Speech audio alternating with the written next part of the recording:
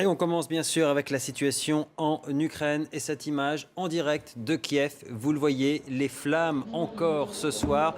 Cette muraille de flammes pour séparer les forces de l'ordre des manifestants. Les forces de l'ordre qui détiennent maintenant la moitié et qui contrôlent la moitié de cette fameuse place Maïdan. Et sur place, la situation est toujours tendue malgré l'annonce d'une trêve ce soir, Caroline. Le président Yanukovych a en effet annoncé une trêve et la reprise des pourparlers avec l'opposition. Léa Barako, vous êtes notre envoyé spécial. Est-ce que ce communiqué présidentiel est arrivé jusqu'à cette place de l'indépendance où vous vous trouvez ?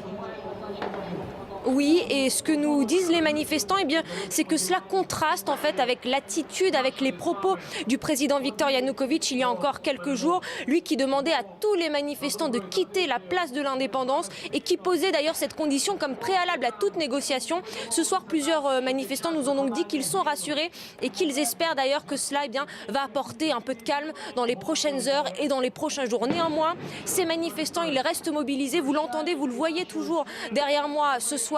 Ces manifestants qui continuent de brûler des pneus donc autour de cette place de l'indépendance pour la protéger, cette place qui est encerclée donc en partie par les forces anti-émeutes qui ont gagné beaucoup de terrain ces dernières heures, avec toujours des cars de forces de l'ordre qui sont positionnés autour de la place, des ambulances également, alors que sur la place on a vu des manifestants préparer des cocktails Molotov avec des dizaines de bouteilles. On les a vus également casser les pavés pour les mettre donc sur le côté pour pouvoir peut-être les utiliser comme arme, alors que le sol de cette place de l'indépendance est devenu un véritable terrain de boue.